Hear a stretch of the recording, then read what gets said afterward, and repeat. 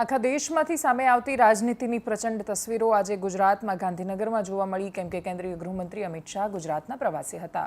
આવતીકાલે પોતાનું ઉમેદવારી પત્ર દાખલ કરવાના છે। એ પહેલા સુરતના નવસારીમાં અને અમદાવાદ પાસે ગાંધીનગરમાં સાણંદ કલોલ અને અમદાવાદના અલગ અલગ વિસ્તારોમાં ફરેલો રોડ શો બંને તરફથી ભારતીય જનતા પાર્ટીએ પોતાની જ્વલંત જીત માટેની અપેક્ષાની તસવીરો પ્રસ્તુત કરી તો બીજી બાજુ રાજ્યમાં આંદોલન વધારે ને વધારે તીવ્ર બન્યું અને જમીની મુદ્દાઓ ફરી એકવાર ગાયબ થયા। નમસ્કાર, આપની સાથે હું દેવાંશી। સૌથી પહેલા અમિત શાહના રોડ શોની વાત કરીએ। કલોલમાં, સાણંદમાં સૌથી પહેલા સાણંદથી શરૂઆત થઈ, કલોલમાં, અમદાવાદના અલગ અલગ વિસ્તારોમાં અને છેલ્લે વેજલપુરમાં સભાથી આખા કાર્યક્રમનું સમાપન થયું। રોડ શો અમિત શાહનો હતો તો સ્વાભાવિક રીતે જ ભારતીય જનતા પાર્ટીના કાર્યકર્તાઓ ખડેપગ હતા। સંપૂર્ણ તૈયારીઓની સાથે આખા કાર્યક્રમની શરૂઆત કરવામાં આવી હતી અને પત્રકારો સાથે જ્યારે વાતચીત કરી રહ્યા હતા ત્યારે કયા મુદ્દાનો જવાબ આપશે એના પર બધાને પ્રતીક્ષા રહેવાની હતી। એમણે કહ્યું કે હું આખા દેશમાં ફરીને આવ્યો છું અને એટલા માટે કહી રહ્યો છું કે આ વખતે અમે 400 પાર જઈ રહ્યા છીએ। અમિત શાહ જ્યારે આ બોલતા હોય ત્યારે વાતની ગંભીરતા વધી જતી હોય છે કેમ કે જે તે સમયે એમણે જે લક્ષ્યાંકો આપ્યા એને પાર કરી ચૂક્યા છે। ઉત્તર પ્રદેશની વાત હોય કે પછી 2019ની લોકસભાની ચૂંટણીમાં એમને આપેલો ટાર્ગેટ, ગુજરાતનો ટાર્ગેટ માત્ર 150 પારનો જે તે સમયે નહોતો પાર થઈ શક્યો। 2022માં એ પરિણામ પણ સામે આવ્યા એટલે ભારતીય જનતા પાર્ટી ઊંચા લક્ષ્યાંક આપીને એને પાર કરવામાં એમની કુશળતા ગણાય છે। પરંતુ પ્રશ્ન તો એમને પૂછવાનું હતું અને પત્રકારો જ્યારે એમને પ્રશ્ન પૂછે કે પરસોત્તમ રૂપાલાનો વિરોધ ચાલી રહ્યો છે તો એમની વચ્ચે એમની પાસેથી ભારતીય જનતા પાર્ટીના નેતા તરીકેનો જવાબ પણ અપેક્ષિત હતો। જો કે એમણે જે જવાબ આપ્યો એની અપેક્ષા પત્રકારે નહીં રાખી હોય। TV9ના એક ઇન્ટરવ્યૂમાં એમણે જવાબ આપ્યો કે પરસોત્તમ રૂપાલાએ દિલથી માફી માંગી લીધી છે અને એટલે જ એ કહેવા માંગતા હતા કે હવે ઉમેદવાર બદલવાનો કે બીજી કોઈ વાત કે ચર્ચાને અવકાશ નથી। અમિત શાહના કહેવાથી ભારતીય જનતા પાર્ટીનું સ્ટેન્ડ હવે એકદમ ક્લિયર થઈ ગયું છે। ભારતીય જનતા પાર્ટી હવેથી પરસોત્તમ રૂપાલાને કોઈપણ સંજોગોમાં ઉમેદવાર બદલે એ પ્રકારની વાતો હવે શક્ય નથી લાગી રહી। રાજનીતિ એ સંભાવનાઓનો ખેલ છે અને એટલા જ માટે આપણે 1% વાત છોડી દઈએ છીએ પરંતુ છતાંય હવે અમિત શાહના નિવેદન પરથી એ સ્પષ્ટ થઈ ગયું છે। GSTVના પત્રકારે પણ એ પ્રશ્ન કર્યો। એમણે પ્રશ્ન કર્યો અમિત શાહને કે પરસોત્તમ રૂપાલાનો વિરોધ થઈ રહ્યો છે। એમણે જવાબ આપ્યો કે તમારી ચેનલ સિવાય કોઈ જગ્યાએ વિરોધ નથી, તમારી ચેનલની આંખોમાં જ વિરોધ છે। આ પ્રકારનું એ સ્ટેટમેન્ટ જ્યારે આપી રહ્યા હતા ત્યારે શું એ વિરોધને નકારી રહ્યા હતા જે પરસોત્તમ રૂપાલાનો થઈ રહ્યો છે એના વિશે વાત કરીએ। ક્યાં ક્યાં વિરોધ થઈ રહ્યો છે બધી તસવીરો પણ તમને બતાવીએ। પણ એ પહેલાં અમિત શાહના 2 ચેનલના 2 સ્ટેટમેન્ટ જે મેં સાંભળ્યા એની અંદર બહુ સ્પષ્ટ એમણે કરી દીધું છે કે પરસોત્તમ રૂપાલાને ભારતીય જનતા પાર્ટી નથી બદલવા માંગતી। એ નથી બદલવા માંગતી એ કરવા માટે એમની પાસે બહુ સોલિડ રીઝન છે, બહુ બધા કારણો છે। એમાંથી સૌથી મહત્વનું કારણ એ છે કે ભારતીય જનતા પાર્ટીને એવું લાગી રહ્યું છે કે બોલવામાં ચૂક થઈ છે અને બોલવામાં ભૂલ થાય તો એની માફી હોય, એની સજા ન હોય અને સજા આપવાની હોય તો પણ એ પક્ષ નક્કી કરે, નહીં કે સમાજ નક્કી કરશે। અને એટલે જ ભારતીય જનતા પાર્ટી પોતાના એ તર્ક અને માન્યતાના આધારે નિર્ણય લઈ રહી છે। ભારતીય જનતા પાર્ટી એક પક્ષ છે અને કોને ટિકિટ આપવી કે નહીં એ પક્ષે જ નક્કી કરવાનું હોય છે। કોઈના દબાણ હેઠળ પક્ષ દરેક વખતે નિર્ણયો બદલી દે એવું પક્ષમાં સામાન્ય રીતે થતું નથી। ભારતીય જનતા પાર્ટીએ વારંવાર પ્રેશરમાં આવીને નિર્ણયો લીધેલા છે, મુખ્યમંત્રી બદલેલા છે, પરંતુ એ પ્રેશર, એ દબાણ કઈ હદ સુધી છે, રાજ્યની પરિસ્થિતિને લઈને, પક્ષની પરિસ્થિતિને લઈને, એની હાર જીત પર શું અસર પડી શકે એ બધા કારણોના આધાર પર પક્ષ નિર્ણય કરતો હોય છે। જો એમને એવું લાગતું હોય કે આ નિર્ણયથી પરસોત્તમ રૂપાલાને હટાવવાની કોઈ વાત આવતી જ નથી કેમ કે એમને હટાવીએ કે ન હટાવીએ રાજકોટની બેઠક પર પરિણામ પર અસર નથી થવાની તો ભારતીય જનતા પાર્ટી પોતાનો નિર્ણય શું કામ બદલે? એટલે એક પક્ષ તરીકે જે નિર્ણય લઈ રહ્યા છે એ એમની રીતે યોગ્ય છે। સવાલ આવે છે સમાજનો। લોકશાહીમાં તમે જ્યારે કોઈનો વિરોધ કરો છો ત્યારે વિરોધ દર્શાવવાની માત્ર એક રીત હોય છે, તમે એનો જવાબ મતથી આપો। કોઈ પણ વ્યક્તિ ગમે તેટલો તાકાતવર કેમ ન હોય, જનતાના વોટથી વધારે તાકાત કોઈની નથી। જનતા એકઠી થઈને જ્યારે મતના સ્વરૂપમાં જવાબ આપે છે ત્યારે ભલભલા તાનાશાહોથી માંડીને ભલભલા શાસકોથી માંડીને અદ્ભુત રાજાઓ અને અદ્ભુત શાસકો કે જેમણે પોતાના સમયમાં બહુ સારું કામ કર્યું, બધા જ લોકોને મતની તાકાતથી પડતા જોયા છે, ઊંચા થતા જોયા છે સમયે। અને એટલા જ માટે મત કેટલો તાકાતવર છે એના વિશે કહેવાની વિશેષ જરૂર નથી। ક્ષત્રિય સમાજ હવે આખા વિષયને ભારતીય જનતા પાર્ટી સામે લઈ જાય અને ભાજપને એવું લાગે કે નહીં અમે 26માંથી 4-5 બેઠકો તો હારી જઈશું જો આંદોલન ચાલુ રહ્યું તો એવું ભારતીય જનતા પાર્ટી માની નથી રહી। અમિત શાહ તો એવું માની રહ્યા છે કે ભાઈ એટલો વિરોધ જ નથી થઈ રહ્યો. રાજકોટના રતનપરમાંથી જે તસવીરો સામે આવી હતી એ તસવીરો પોતાની અંદર એક સંદેશ હતી. એ સંદેશ સમાજના વિરોધનો હતો. એ સંદેશ સમાજની લાગણીનો હતો. એ જે દ્રશ્યો હતા એટલા તાકતવર હતા કે જેના પડઘા પશ્ચિમી ઉત્તર પ્રદેશથી માંડીને મધ્યપ્રદેશથી માંડીને રાજસ્થાનમાં પડ્યા. એ પડઘા એટલા વધારે સંભળાયા અનેક જગ્યાએ કે જ્યાં ક્ષત્રિય સમાજના લોકોએ ભારતીય જનતા પાર્ટીના આગેવાનોને ના ગામમાં પ્રવેશ કરવા દીધો, ના સભા કરવા દીધી. સભા કરવા ગયા તો એમને કાઢ્યા. એ પડઘા એ રીતે પણ સંભળાયા કે મનસુખ માંડવિયાની સભા ચાલુ હતી, એક છોકરો પહોંચ્યો, ગળામાંથી એણે ભાજપનો ખેસ કાઢીને મૂકી દીધો અને જય ભવાની કરીને નીકળી ગયો. મનસુખ માંડવિયા ખૂબ દિગ્ગજ નેતા છે, એ માત્ર જોઈ શક્યા એ ઘટનાને, કોઈ કશું કરી ન શક્યું. અને એટલા જ માટે ક્ષત્રિય સમાજનો વિરોધ નથી એ વાત તો ખોટી છે. ક્ષત્રિય સમાજ વિરોધ કરી રહ્યો છે. એની તીવ્રતા અલગ અલગ હોઈ શકે, ક્ષત્રિય સમાજ રસ્તો અલગ અલગ રીતે અપનાવી શકે, પણ ક્ષત્રિય સમાજનો વિરોધ યથાવત છે. પ્રશ્ન આવીને ઊભો રહી જાય છે કે અમિત શાહના જવાબ પરથી એટલું સ્પષ્ટ થઈ ગયું કે ભારતીય જનતા પાર્ટીની ગણતરી અને રણનીતિ એવું કહી રહી છે કે ક્ષત્રિય સમાજના વિરોધની કોઈ અસર નથી થવાની. એને થોડું ગણતરી સાથે સમજવું છે. ક્ષત્રિય સમાજ ગુજરાત રાજ્યમાં 5 થી 6 બેઠકો એવી છે કે જ્યાં નિર્ણાયક છે, પરંતુ એ ક્યારે નિર્ણાયક કે એમની સાથે બાકીના સમાજો પણ ઉમેરાય.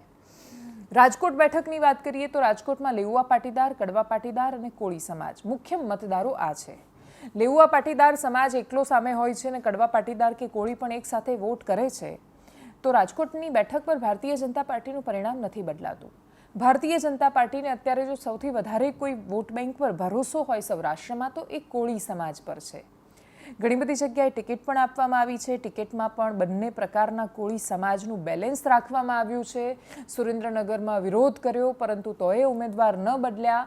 એમણે દરેક જગ્યાએ બેલેન્સ જાળવ્યું. ભાવનગરમાંથી મનસુખ માંડવિયાને લડવા માટે પોરબંદર મોકલ્યા. શું કામ? તો કે ભાવનગર કોળીને આપવાની છે. એટલે ભારતીય જનતા પાર્ટીને જે વોટ બેંક છે, ખાસ તો એમાં ઘણા બધા જે સમુદાય છે એમાં પાટીદાર સમાજ પર ભારતીય જનતા પાર્ટીને ખૂબ ભરોસો છે. મુખ્યમંત્રી પણ ભારતીય જનતા પાર્ટીએ વર્ષોથી પાટીદાર આપ્યા છે. કેશુબાપાથી માંડીને આનંદીબેન પટેલથી માંડીને હવે ભૂપેન્દ્રભાઈ પટેલ. વચ્ચે નરેન્દ્ર મોદી અને વિજય રૂપાણી જેવા 2 અપવાદો પણ રહ્યા. નરેન્દ્ર મોદી તો સાવ અપવાદ હતા, વિજયભાઈ રૂપાણીને અપવાદ તરીકે મૂક્યા, પરંતુ બહુ લાંબો એમનો કાર્યકાળ ન રહી શક્યો. આખરે તો બદલવા પડ્યા એમને. ચાલુ કાર્યકાળે જ્યારે મુખ્યમંત્રીને બદલવામાં આવે ત્યારે એમણે કરેલા કામો એ બહુ જ બાજુ પર રહી જતા હોય છે. એમને બદલવામાં આવ્યા ચાલુ કામે, ચાલુ કાર્યકાળે એ રીતનો એક થપ્પો લાગતો હોય છે. કદાચ આગળના આવનારા મુખ્યમંત્રીઓ સાથે પણ આ થઈ શકે, પરંતુ વર્તમાનની હકીકત તો એ છે કે રાજ્યમાં મુખ્યમંત્રી પાટીદાર છે. મુખ્યમંત્રી જ્યારે બને છે ત્યારે એમની કોઈ જાતિ નથી રહેતી, પણ જાતિના લોકો એવું કનેક્શન ફીલ હંમેશા કરતા હોય છે. એટલે મુખ્યમંત્રી પોતાને પાટીદાર, માત્ર પાટીદાર નથી માનતા. મુખ્યમંત્રી બધાના છે, પરંતુ છતાંય સમાજ તો એમને પોતાનો માનતો હોય છે. એક વિશેષ લાગણી કોઈ પણ સમાજને હોય છે. પાટીદાર મુખ્યમંત્રી છે તો પાટીદારને હોય, વિજયભાઈ રૂપાણી હતા તો જૈનોને એ લાગણી હોય, બધાને એ લાગણી રહેતી હોય છે. અને લાગણી ખોટી નથી પોતાની જાતિના નેતા માટે. એ ઘમંડ બની જાય ને મગજમાં ભરાઈ જાય તો સમસ્યાઓ થતી હોય છે. પાટીદાર સમાજ, કોળી સમાજ અને બાકીના જે સમાજો છે જેની સાથે ભારતીય જનતા પાર્ટીનો બહુ જ વર્ષો જૂનો નાતો રહ્યો છે, એ લોકો જો જળવાઈ શકે તો ક્ષત્રિયો સામે જાય કે બાજુ પર આવીને ઊભા રહે, ભારતીય જનતા પાર્ટીને વોટના ટકાવારી સિવાય કોઈ ખાસ ફરક પડે એવો નથી, એવું ભારતીય જનતા પાર્ટીની ગણતરી કહે છે. સુરેન્દ્રનગરમાં, કચ્છમાં, જામનગરમાં, ભાવનગરમાં અનેક જગ્યાએ પાટીદાર ક્ષત્રિયોનું વર્ચસ્વ છે. મધ્ય ગુજરાતમાં પણ ક્ષત્રિયોનું વર્ચસ્વ છે. ઠાકોરમાં જે તે સમયે રજવાડા રહ્યા એમનું તો મહેસાણાથી માંડીને બનાસકાંઠાથી માંડીને ઘણા બધા ઠાકોર સાહેબો તો રહ્યા છે. રાજા રજવાડાઓ સાથેના સંબંધની વાત આવે છે ત્યારે અનેક જગ્યાએ અસર કરી શકે હોવા છતાં ભારતીય જનતા પાર્ટીની ગણતરી એવું કહી રહી છે કે ક્ષત્રિયો અસર નથી કરવાના. કોંગ્રેસની રણનીતિ કશુંક અલગ કહે છે. કોંગ્રેસની પાસે એવા ઘણા બધા તર્ક છે જેના આધાર પર એમને એવું લાગે છે કે 6 બેઠકો એ જીતી શકે છે. બીજા કેટલાક ઉમેદવારી પત્રો ભરાયા, એની અંદર પણ એ જે આત્મવિશ્વાસ છે એ દેખાયો. કોંગ્રેસની આત્મવિશ્વાસની બેઠકો પર વાત કરતા પહેલા બીજા દ્રશ્યો પણ જોઈએ કે જે નવસારીમાંથી સામે આવ્યા. CR પાટીલ ફોર્મ ભરવા માટે જતા હતા, વિશાળ રોડ શો યોજાયો અને એ રોડ શો એટલો જબરદસ્ત હતો કે એક ન્યૂઝ એવી સામે આવી વચ્ચે કે ભાઈ એ ભીડમાં ને ભીડમાં વિજય મુહૂર્ત ચૂકી ગયા છે અને એટલા માટે કાલે ફોર્મ ભરવાના છે. જોકે જ્યારે અમે ભારતીય જનતા પાર્ટીના નેતા સાથે વાત કરી ત્યારે એમણે કહ્યું કે પહેલેથી જ નક્કી હતું કે ઉમેદવાર આગલા દિવસે રોડ શો કરે છે, બીજા દિવસે ઉમેદવારી પત્ર ભરે છે. આ સમાચાર માધ્યમોમાં પણ આવી ગયા ગયા હતા. એ પહેલેથી જ નક્કી હતું કે સી આર પાટીલ આજે ખાલી રોડ શો કરવાના છે, બીજા દિવસે પોતાનું ઉમેદવારી પત્ર ભરવાના છે અને એટલા જ માટે આજે એમણે રોડ શો કર્યો છે. આવતીકાલે નિયત સમયે જે 12:39 વિજય મુહૂર્ત છે એમાં જઈને સી આર પાટીલ ફોર્મ ભરવાના છે. બે ઉમેદવારો ગુજરાત ભારતીય જનતા પાર્ટીના જે આવતીકાલે ફોર્મ ભરવા જઈ રહ્યા છે એ છે નવસારીથી સી આર પાટીલ, ગાંધીનગરથી અમિત શાહ. ભારતીય જનતા પાર્ટીના બે ઉમેદવારો અને બંનેનો પ્રચંડ રોડ શો, એ બંનેની આજે ત્યાંથી સામે આવેલી તસવીરો હતી. એ તસવીરો પછી કોંગ્રેસની વાત કરીએ. કોંગ્રેસના નેતાઓ આક્રમક અને આત્મવિશ્વાસ સાથે ભરેલા બંને પ્રકારે દેખાઈ રહ્યા છે. લોકસભાની ચૂંટણીમાં કોંગ્રેસ સામાન્ય રીતે આટલા આત્મવિશ્વાસમાં નથી હોતી. સૌથી પહેલા આણંદમાં અમિત ચાવડાના ઉમેદવારી ફોર્મ ભરતા પહેલાનો જે રોડ શો હતો એમાં કોંગ્રેસના નેતાઓ જ્યારે પહોંચ્યા ત્યારે શક્તિસિંહ ગોહિલે આણંદના સાંસદ વિશે એ વાત કરી જે એમની એક કથિત ક્લિપ વાયરલ થઈ રહી છે અને એમની સેક્સ સીડી વાયરલ થઈ છે. એ રીતે એ મેસેજ ઘણા બધા ગ્રુપમાં મોકલવામાં આવે છે. આણંદના સાંસદ જો કે એવું કહી ચૂક્યા છે કે ભાઈ આ હું નથી, કોઈએ મોર્ફ કરેલો વિડીયો છે, પરંતુ પોલીસ ફરિયાદ થઈ હોય ને પછી એમાંથી કોઈ એવા તથ્યો બહાર આવ્યા હોય એવું અત્યાર સુધી સામે નથી. એમની અંગત વાતો છે એવું માનીને મોટાભાગના લોકોએ એ વિષય પર ધ્યાન નથી આપ્યું. પણ તમે જે ક્ષેત્રમાંથી આવતા હોવ એ ક્ષેત્રમાં તો એની અસર થતી હોય છે. ચરિત્ર આજે પણ એક માપદંડ છે. શક્તિસિંહ ગોહિલે પ્રહાર કર્યા આણંદના સાંસદ મિતેશ પટેલ પર નામ લીધા વિના. એ સિવાય ભારતીય જનતા પાર્ટીની એમના કહેવાની રીતની પણ મિમિક્રી કરતા દેખાયા. સાંભળીએ શક્તિસિંહને. ત્યાર સુધી કોઈ દી મેં તો આણંદના સાંસદ ભાજપના છે ને સાંભળ્યા નથી. તમે સાંભળ્યા? દિલ્હીની સંસદમાં પ્રશ્નો માટે લડતા જોયા? એક નકામી વિડીયો જોઈ છે, ના કહેવાય. જગદીશ ઠાકોર પણ આક્રમકતાથી બોલતા હતા. એમણે કહ્યું હતું કે 7મી આવશો બતાવી દઈશું. જિગ્નેશ મેવાણી ફરી એકવાર એ વાત કહેતા દેખાયા જેમાં એમણે કહ્યું કે દલિત સમાજને કહી રહ્યા હતા કે ભારતીય જનતા પાર્ટીને 3 વાતથી સૌથી મોટો ખતરો છે. એકદમ સંક્ષિપ્તમાં સાંભળીએ જગદીશ ઠાકોરને, જિગ્નેશ મેવાણીને. આરએસએસ અને ભારતીય જનતા પાર્ટીના ધીરે ધીરે સુપડા છાપ થવાના છે. નરેન્દ્ર મોદી અને અમિત શાહની સભા હવે લોકોને બોરિંગ લાગી રહી છે. કોઈ એમાં જવા માંગતું નથી અને સત્તાના અહંકારના ઘમંડના કારણે જ એટલે પુરુષોત્તમ રૂપાલાની જીભ લપસી છે અને એમણે જે અપમાન કર્યું છે એ ફક્ત ક્ષત્રિય સમાજનું નથી કર્યું, સમગ્ર ગુજરાત અને સમગ્ર ભારતની એક એક બેન દીકરીના માતાનું અપમાન કર્યું છે. અને કહેવા માંગીએ છીએ કે રાષ્ટ્રકવિ દિનકરે કહ્યું છે कि जब नाश मनुष्य पर छाता है तो पहले विवेक मर जाता है. ફોર્મ ભરવાની વિધિમાં અમે સૌ આવ્યા છીએ એવા મંચસ મહાનુભાવો. જો ના મૂર્તિઓ જેવો લાગે છે ભરતભાઈ, મૂર્તિઓ જોરમાં અને માંડવિયા જોરમાં છે આજે. ભરતભાઈ, મુકુલજીભાઈ, શક્તિભાઈ અને સાફા બાંધીને માંડવિયાઓ આજે આવ્યા છે તે બધાને અભિનંદન પાઠવું છું. અમારે અને શક્તિભાઈને પાટણ 12:30 વાગે પહોંચવું છે. અમિતભાઈને કહ્યું છે જેટલો સમય માંગો એટલો સમય અહીંયા આણંદમાં રહેવાના છીએ અને 7મી તારીખ સુધી છઠ્ઠીનું ધાવણ ભાજપને યાદ કરાવવાનું. આટલું કર્યા પછી શક્તિસિંહ ગોહિલ, જગદીશ ઠાકોર સહિતના નેતાઓ પાટણ પહોંચ્યા હતા. ચંદનજી ઠાકોરની સભામાં હાજર રહ્યા હતા. જ્યાં જ્યાં આત્મવિશ્વાસ અથવા અપેક્ષા દેખાઈ રહી છે, કોંગ્રેસની આક્રમક જોવા મળી રહી છે, એ આક્રમકતા પરેશ ધાનાણી માટે પણ મહત્વની છે. પરેશ ધાનાણી રાજકોટ પહોંચ્યા છે. એમને કદાચ એવી પણ અપેક્ષા હોય કે પરસોત્તમ રૂપાલા પોતાનું નામાંકન પાછું લઈ લે, પરંતુ એવી તો દૂર દૂર સુધી સંભાવનાઓ દેખાતી નથી. ક્ષત્રિય સમાજનો રોષ યથાવત છે, પોતાની રીતે આંદોલન કરી રહ્યા છે. કાલે જીએમડીસી 19મી તારીખે બતાવી દઈશું, પાર્ટ 2 કરીશું એવી વાત કરી હતી. પરંતુ હવે એમને જીએમડીસીમાં સભા કરવા માટેની પરવાનગી મળે અને ફરી એકવાર રતન પર જેવું અને જેટલું શક્તિ પ્રદર્શન થાય એવી સંભાવનાઓ બચી નથી. ચૂંટણીના સમયમાં જીએમડીસીમાં બહુ જ મોટા સમાજને આવવા દે શહેરની અંદર અને એની પરવાનગી મળી જાય એવું લાગતું નથી. કેમ કે કાળા વાવટાએ નહીં ફરકાવવાના એવો તો પોલીસ કમિશનર પરિપત્ર જાહેર કરે છે. લોકશાહીમાં જનતાની પાસે વિરોધ વ્યક્ત કરવા માટે કાળા વાવટા સિવાય બીજા કોઈ રસ્તા હોતા નથી. નેતાઓ પણ વિપક્ષના નેતાઓની સામે પોતાનો વિરોધ કાળા વાવટા સિવાય તો જાહેર કરી શકતા નથી. જે તે સમયના કોઈ પણ દિગ્ગજ નેતાઓ આજે ભલે મુખ્યમંત્રી હોય કે કોઈ મોટા સ્થાન પર હોય કે રહી ચૂક્યા હોય, એ લોકો પણ જ્યારે વિપક્ષમાં હતા ત્યારે એમણે કાળા વાવટા તો ફરકાવ્યા છે. પોલીસનો શું પરિપત્ર છે એની દરકાર કર્યા વગર. પણ નેતા કે અધિકારીઓને મોટાભાગે કાયદા લાગુ નથી પડતા અને લાગુ પડ્યા હોય તો એ સત્તામાં આવે ત્યારે બધું બદલાઈ જતું હોય છે. એટલે સત્તામાં આવીશું એવી અપેક્ષા સાથે લોકો કરતા હોય છે. જનતા પોતાનો વિરોધ વ્યક્ત નહીં કરી શકે કેમ કે અમદાવાદ પોલીસ કમિશનરની મનાઈ છે ભાઈ કાળા વાવટા નહીં ફરકાવવાના. કાળો કલર જોઈને ડર લાગે છે. જેમ લાલ કલર જોઈને સાંડને ડર લાગે એમ કાળો કલર જોઈને ડર લાગે છે, ભાઈ કાળો રંગ ન જોઈએ. એટલે અમદાવાદ પોલીસ કમિશનરનું એ પ્રકારનું જાહેરનામું છે. એ બધાની વચ્ચે પરેશ ધાનાણી રાજકોટમાં પહોંચ્યા. ક્ષત્રિય સમાજનો વિરોધ, ક્ષત્રાણીઓનો ઇમોશનલ એમની સાથેનો સંવાદ અને લેઉવા પાટીદારની સંસ્થાઓનો એમને મળેલું આડકતરું સમર્થન. પણ આ બધું પૂરતું નથી. રાજકોટ બેઠક જીતવા માટે સૌથી વધારે મહત્વનું છે સંગઠનનું એક્ટિવ રહેવું, સંગઠનનું મજબૂત રહેવું અને દરેક બૂથ પર તમારા માણસોનું હાજર રહેવું અને તમારા જે મતદારો છે એમને લઈને મતદાન કેન્દ્ર સુધી લઈ જઈને વોટિંગ કરાવવું. કેમ કે જ્યારે ચૂંટણી થવાની છે ત્યારે એ મે મહિનામાં કેવી ભયાનક ગરમી હશે એની આપણે ખાલી કલ્પના કરી શકીએ છીએ. હીટવેવની આગાહી કરવામાં આવી છે આવનારા દિવસોમાં અને એટલા જ માટે પ્રચંડ ગરમીની વચ્ચે પ્રચંડ મતદાન કરાવવું એ ખાલી ઇલેક્શન કમિશન માટે નહીં, રાજકીય પક્ષો માટે બહુ મોટી ચેતવણી બનવાનું છે. અને એટલા જ માટે એ લોકો એ પ્રયાસ કરે એ પહેલાં ત્યાં એમના માટે પ્રથમ ગ્રાસે મક્ષિકા કે તમે ગમે તે સમજો. અમરેલીથી જ્યારે પરેશ ધાનાણી નીકળ્યા ત્યારે એમણે કહ્યું હતું કે અમે 20 વર્ષે તો માંડ સુધર્યા અને એક થયા છીએ, એટલે આ વખતે અમને કોઈ નહીં હરાવી શકે. એમના કહેવા પ્રમાણે કકળાટે બધો કમલમ મોકલી દીધો એમણે કાઢીને કોંગ્રેસમાંથી. હવે બધા એક છે, મજબૂત છે. પરંતુ ત્યાં કશુંક અલગ ચિત્ર સામે આવ્યું. ઇન્દ્રનીલ રાજ્યગુરુની જગ્યામાં રાખી છે ઓફિસ, તો ડૉક્ટર હિમાંગ વસાવડાને ત્યાં મીટિંગ મળી રહી છે. બહાર આવીને એ લોકો કહી રહ્યા છે કે ભાઈ અમે બધા એક છીએ, મજબૂત છીએ, પરંતુ છતાંય પરેશ ધાનાણી માટે આવનારો સમય કપરો તો રહેવાનો છે. એ બધાની વચ્ચે એ અલગ અલગ મુદ્દાઓને એક સાથે લઈને જે સામાન્ય માનસ જનમાનસની વચ્ચે ચર્ચાતા મુદ્દાઓ છે એને સાથે રાખીને વિરોધ કરવાની વાત કરી રહ્યા છે. કાજલ હિન્દુસ્તાનીની ટિપ્પણી જેના આધાર પર મોરબીમાં વિરોધ ચાલી રહ્યો છે એના વિશે પણ એમણે વાત કરી. પરેશ ધાનાણીનો એ વિડીયો પણ સાંભળીએ અને સાથે અમરેલીથી નીકળતી વખતે એમણે જે 20 વર્ષે એક થયા છીએ એની વાત કરી હતી એને પણ સાંભળીએ. રાજકોટ, રંગેલું રાજકોટ એને રણ મેદાનમાં ફેરવવા વર્ગ વિગ્રહનું બીજ રોપનારી ભારતીય જનતા પાર્ટી અને એના સમર્થકો ભાન ભૂલ્યા છે.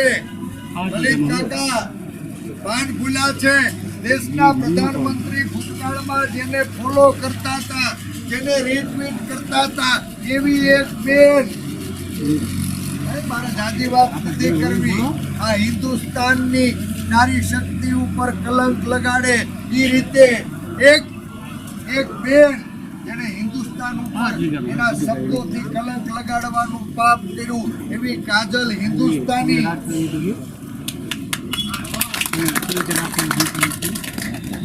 મારી મોરબીની દીકરીએ એવા તે ક્યાં પાપ કર્યા લલિત કાકા?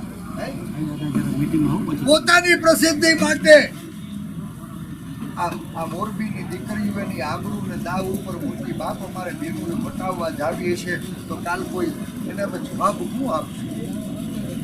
અને કોઈ રોકનારું નથી. માફ કરજો, ચૂંટણી લડવામાં નહોતું અને પરિણામવા પહેલા ધારાસભ્ય બનાવી દીધો. મારી ઘરે 2 દીકરીઓ મોટી વટાવા જેવડી થઈ. આવતા 5 વર્ષ મારા ઘરના પ્રસંગો જયેશભાઈ એટલે મેં પાર્ટીને હવા વર્ષ પહેલા વિનંતી કરી હતી વિધાનસભા પછી કે આ વખત તમે ઉમેદવાર જે આપો એ હું અણવર લડવાની ઈચ્છા નહોતી. પણ આજ બદલાયેલા સંજોગોમાં જે પરિસ્થિતિ પેદા થઈ છે એ પાટણની પીડિતા હોય કે નલિયાની નિર્ભયા આજ રાજકોટના રણ મેદાનમાં આ દેશ એમની ગૌરવવંતી જેને શક્તિ ગણાય, જેની કુખે કા સંત કા સૂર ને કા દાતાર એની વાતો આપણે કરતા હતા બાપ. જેની કુખે જન્મા હોય ને એ યોદ્ધાઓને જન્મજાત એના લોહીમાં સિંચવામાં આવતું હતું કે બાપ રોટી માટે, બેટી માટે, રાજ માટે, ધર્મ માટે રણના મેદાનમાં જાતો બાપ ખપી જાજે, માથું વઢાવી નાખજે, પણ આ દેશની સંસ્કૃતિની રક્ષા કાજે કદાચ તારું માથું વઢાઈને ધડ લડતા ચડી જાહે ને તો અમે જાત આગમાં ઊભી દેવું, આજને આગમાં ઊભી દેવું, અમે સંવર કરી લેવું, પણ આ દેશની સંસ્કૃતિ એને દાગ નહીં લાગવાની. આજ 20મી દી થયા, હજારો દીકરીઓ, લાખો લોકો ભેગા થઈને કે અમારે 5 ગામ નથી જોતા. આ મહાભારત 5 माता की जय, भारत माता की जय, બોલો ભારત માતા કી જય.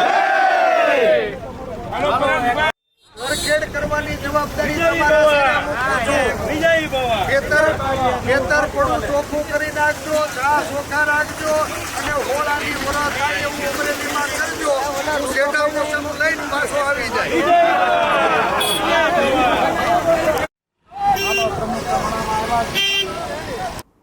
મહિપાલસિંહ મકરાણા ક્ષત્રિય સમાજના આગેવાન છે. રાજસ્થાનથી જ્યારે અહીંયા ગુજરાતમાં આવ્યા હતા તો એ જેવા આવ્યા કે જે રતનપુરમાં ભેગા થયેલા જે લોકો હતા એમની અંદર એ ઉત્સુકતા જોવા મળી હતી મહિપાલસિંહ મકરાણાને સાંભળવાની. લોકો એમને જોવા માટે અને એમને સાંભળવા માટે ઉત્સુક હતા. એ મહિપાલસિંહ મકરાણાએ આજે એક વિડીયો શેર કર્યો જેમાં આખા દેશને હવે આખા મુદ્દાને દેશવ્યાપી બનાવવાની કોશિશ કરી રહ્યા છે. જેમાં એવું કહેતા પણ નજરે પડ્યા. એમના વિષયમાં એક હતો રવિન્દ્રસિંહ ભાટી, બાડમેરથી ચૂંટણી લડી રહેલા અપક્ષ ઉમેદવાર. એ પોતે ક્ષત્રિય સમાજથી છે. એમની જે તસવીરો સામે આવી એ તસવીરો પર રવિન્દ્રસિંહ ભાટીને પ્રશ્ન હોઈ શકે, પરંતુ પ્રશ્નની જગ્યાએ સીધા જ તમે તો દેશદ્રોહી છો અને પછી દેશદ્રોહી રવિન્દ્ર ભાટી એ રીતે એમના પર રીતસરથી એક થપ્પો લગાવવાની કોશિશ થઈ, જેના કારણે પ્રશ્નો તો થવાના હતા. મહિપાલસિંહ મકરાણાએ ખૂબ આક્રમકતાથી એ પ્રશ્નો કર્યા અને પછી આખી વાત એક ક્ષત્રિય સમાજ અને એમને થઈ રહેલા સતત થઈ રહેલા અન્યાય વિશે આખી વાતને લઈને ગયા. શું કહ્યું એમણે, સાંભળીએ. जो जिनको आपने सब कुछ सर्व समझ रखा वही तो मुगल नहीं है. सब बातों को छोड़िए, मैं उसे हर एक क्षत्रिय बंधुओं से पूछना चाह रहा हूं, क्या मेरे एक छोटे भाई को देशद्रोही घोषित कर दिया जाता? मेरी बहन बेटी की इज्जत उछाल दी कोई, उन पे कोई बात नहीं, उन पे कोई इन्होंने कोई कार्रवाई नहीं करी. हमारी साफा उछाल दिया, टोपी उछाल दी, जो सम्मान का प्रतीक है उस पे कोई कार्रवाई नहीं.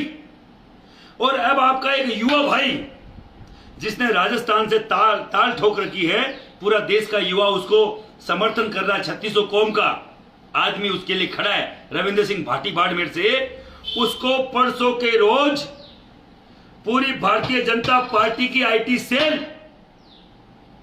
देशद्रोही घोषित कर देती है, क्योंकि उसके साथ एक किसी कश्मीर फ्रीडम मूवमेंट का कोई मूवमेंट चलाता है, उसका कोई कार्यकर्ता उसके साथ फोटो में आ जाता है. तो आप मुझे मानिए, आप मुझे समझाइए, क्या मोदी जी की फोटो महबूबा मुफ्ती से लेके उसे पुराने कश्मीर के आका जो है फारूक अब्दुल्ला उसके साथ तक नहीं है? जब आदमी बड़ा होता है तो उसके साथ किन किन लोगों की फोटो होती है उसको खुद को नहीं मालूम होता है. पर एक दोहरी मानसिकता देखिए, पूरे बाकायदा वहां लिखा गया रविंद्र सिंह भाटी और भाटी गद्दार होते हैं, देशद्रोही होते हैं, ये लिखा गया और हैशटैग चलाया गया. मेरा ननियाल भाटियों में है, मेरा ननियाल भाटियों में है. कोई भाटी समुदाय को, राजपूत समुदाय को देशद्रोही बोलेगा, उस बॉर्डर पे किसी के माई के लाल में हिम्मत नहीं जो भाटी का सीना चीर के और पाकिस्तान से ये भारत की भूमि पे आ जाए. लाखों भाटियों ने, लाखों राजपूतों ने वहां बलिदान दिया है इस देश की सरहद के लिए. अब यही दिन देखना पड़ गया था कि ये एक सीट के लिए किस नीचता की हद तक जा सकते हैं. રવિન્દ્રસિંહ ભાટી જેસલમેર બાડમેર લોકસભા ક્ષેત્રમાં જબરદસ્ત ટક્કર આપી રહ્યા છે. એ જીતશે કે કેમ, અથવા કોંગ્રેસને છેલ્લે ફાયદો થાય છે કે ખરેખર ભાજપ જીતીને આવે છે, એ બધું આપણને ચોથી જૂને ખબર પડવાની છે. હકીકત તો એ છે કે એક છોકરો પોતાની સભામાં ભીડ ભેગી કરી રહ્યો છે અને એટલી ભીડ ભેગી કરે છે જે આજે ગુજરાતના દિગ્ગજોએ ભેગી કરી. એ દિગ્ગજો ભીડ જ્યારે એમની સભામાં રેલીમાં ભીડ આવે છે તો એની પાછળ મેનેજમેન્ટ હોય છે, જબરદસ્ત વિશાળ મેનેજમેન્ટ હોય છે. રવિન્દ્રસિંહ ભાટીની પાછળ મેનેજમેન્ટ તો છે, રૂપિયા પણ લાગે છે, મોટી મોંઘી ગાડીઓ હોય છે, બધી હકીકત છે. પરંતુ છતાંય કોઈ પાર્ટી વગર કોઈ વ્યક્તિ એકલા એ ભેગા કરી શકે છે એ તસવીરો પૂરતી છે દેશની બદલાતી રાજનીતિને સમજવા માટે. પણ કોઈ વ્યક્તિ તમને જબરદસ્ત મજબૂતીથી ટક્કર આપી રહ્યું છે તો એનો મતલબ એ દેશદ્રોહી બની જાય છે. કોઈ પણ વ્યક્તિ પર દેશદ્રોહીના થપ્પા લગાવતી જે પ્રજા છે એના પર બહુ મોટો પ્રશ્ન થવો જોઈએ. આ સર્ટિફિકેટ આપવાનો સૌથી મોટો ભોગ જો કોઈ બન્યું હોય તો એ કોંગ્રેસ પક્ષ બન્યો. કોંગ્રેસ પક્ષે જ્યારે પ્રશ્નો કર્યા એમના નેતાઓને તો કોઈને દેશદ્રોહી કહી દેવામાં આવ્યા, તો કોઈને વામપંથી કહી દેવામાં આવ્યા. અને વામપંથી તો ચલો એમની વિચારધારાનો એક હિસ્સો હોઈ શકે, પરંતુ એમને સીધા જ નક્સલી કહી દેવામાં આવ્યા.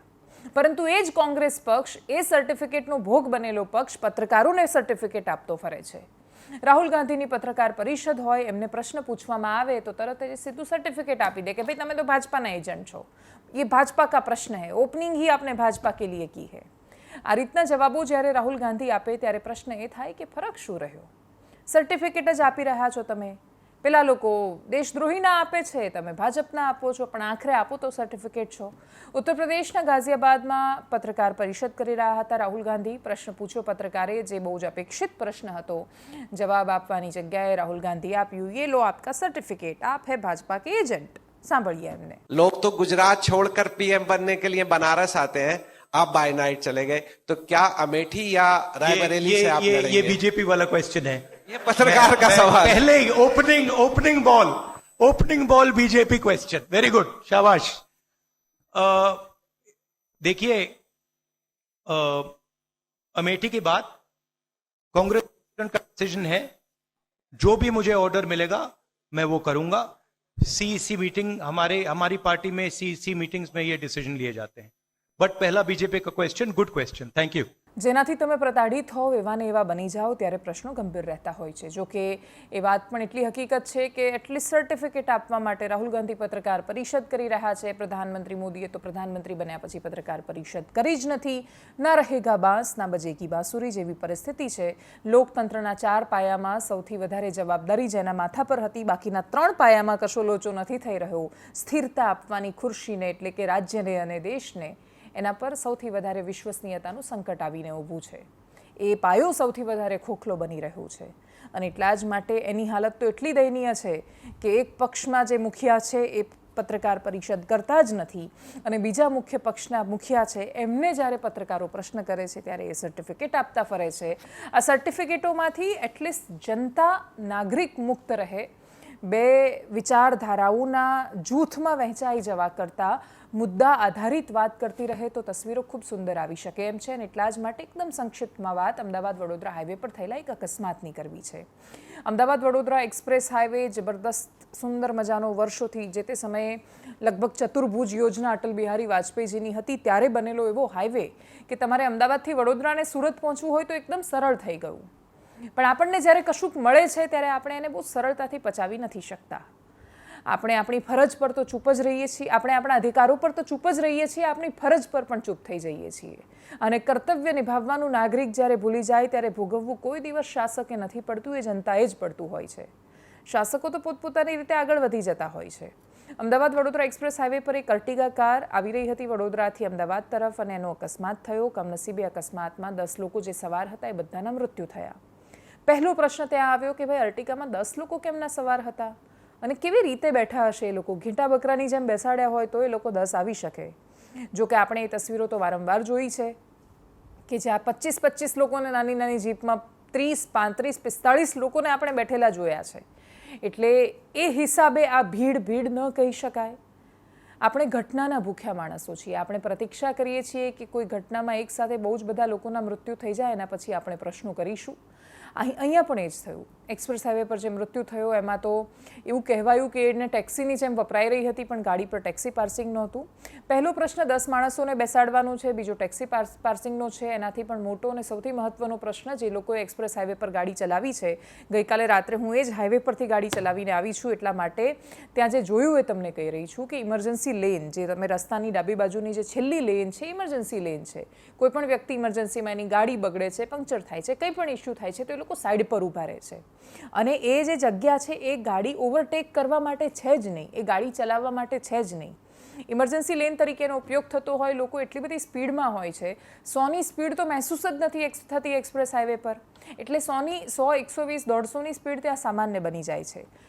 એ સ્પીડમાં લોકો ઓવરટેક પણ કરે છે અને ડાબી બાજુથી ઇમરજન્સી લેનમાં ઓવરટેક કરવા જાય છે. તમે જ્યારે અતિશય ઝડપમાં હોવ ત્યારે તમને નથી ખબર હોતી કે તમારી સામે અચાનક ગાડી આવી જશે તો તમારું શું થશે. આ એક સૌથી મોટો પ્રશ્ન થયો ઇમરજન્સી લેનમાંથી ઓવરટેકિંગનો. આ બધા પાસાઓમાંથી એક છેલ્લું પાસું કે જેના કારણે કદાચ બચી શકાયું હોત તો એ હતું કે જે ડમ્પર ચાલક હતો એ જ્યારે ઊભો છે સાઈડમાં ગાડી કરીને, કેમ કે અમે પણ જોયું કે બપોર પડતાની સાથે જ્યાં છાયો આવે છે ત્યાં બધા જ લોકો અચાનક પાર્ક કરીને ઊભા રહી જાય છે. તમે અચાનક સાઈડમાં આવી જાઓ, તમારી મોટી ગાડી છે એટલે તમને દરકાર નથી, તમે ટ્રક ચલાવો છો, ડમ્પર ચલાવો છો, જે ટકરાશે એનું કરુણ મૃત્યુ થવાનું છે, તમને તો અસરે નથી થવાની. પણ એટલે તમે બેફામ ન બની શકો. એ લોકો શું કરે છે, સાઈડ પર અચાનક ગાડી લઈને ઊભા રહી જાય છે ને એના પછી ના એ લાઇટ ઓન કરે છે, ના એ જે ટ્રાફિકના કોન હોય જે મૂકવાના હોય, તમે આઈડિયલી ઊભા છો કોઈ જગ્યાએ તો એ મૂકેલા હોય છે. કોઈ પણ વ્યક્તિ કદાચ એ પોતે ઇમરજન્સીમાં એક્ઝિટ લેવા જાય છે કે કંઈ પણ કરવા જાય છે, એના ટકરાવાની પૂરી સંભાવનાઓ આવી જાય છે. એટલે લેફ્ટ સાઈડ પરથી ડાબી બાજુથી કોઈએ ઇમરજન્સીમાં રોડ ક્રોસ ન જ કરવો જોઈએ. જે લોકો ઊભા રહે છે એ લોકોની અંદર એટલી નૈતિકતા તો જાગવી જ જોઈએ કે એ લોકો એટલીસ્ટ લાઇટ ચાલુ રાખે, જેથી ખબર પડે આવવાવાળા માણસને કે અહીંયા કોઈ વાહન છે. આ બધી બાજુથી જ્યારે જવાબદારીઓ ચૂકાય છે ત્યારે કરુણાંતિકાઓ સર્જાય છે.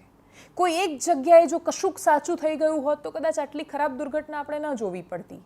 આપણે આખો દિવસ આપણા બધાને આઘાત લાગ્યો જ્યારે 10-10 માણસોના મૃત્યુ થાય એકસાથે આપણે લાશો જોઈએ ત્યારે આપણું મગજ થોડી વાર માટે એવું થઈ જાય કે આ શું થઈ ગયું છે. પણ કમનસીબે એક સાથે જોઈએ તો જ થાય છે.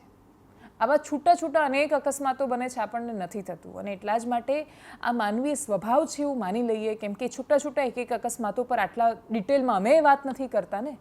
ખાલી જનતા નથી બોલતી એવું થોડું છે. અમે પણ ક્યાં એક અકસ્માતોનું વિશ્લેષણ આટલી રીતે કરીએ છીએ. એટલે આપણને ઘણી બધી વાતો ખબર છે. આપણને એ પણ ખબર છે કે હેલ્મેટ ના પહેરીએ, એક્સિડન્ટ થાય, માથા પર વાગે તો મરી જવાય. પણ આપણે નથી પહેરતા કેમ કે આપણે એવું માનીએ છીએ કે દરેક દુર્ઘટનાઓ બાજુવાળા જોડે જ થવાની છે. એ અમારી સાથે તો ક્યારેય થશે જ નહીં. આપણને એ પણ ખબર છે કે આપણે લાઇટ આ રીતે ઓન કર્યા વગર બાજુમાં ઊભા રહીશું, કોઈ પણ માણસ આવશે, ટકરાશે, એનું મૃત્યુ થશે, આપણને કોઈ ચિંતા નથી હોતી. આપણે તથ્ય પટેલ જેવો અકસ્માત જોઈ ચૂક્યા છીએ. એના પછી પણ અનેક રસ્તા પર લાઇટ નથી ચાલુ થઈ. આપણને ખબર છે કે જે પેલી વ્હાઇટ કલરની લાઇટ છે ગાડીમાં, એ સામેવાળાની આંખોમાં પડે છે, અંજાઈ જાય છે, આંખો અકસ્માત થઈ જાય છે એનાથી. અને છતાં આપણે ત્યાં ના લાઇટ પર એ પ્રતિબંધ છે અને ના આપણે લાઇટ ન હોય તો નખાવે છે ઉપરથી ગાડીવાળા, પણ કોઈ ફરક પડતો નથી, કોઈ અસર થતી નથી.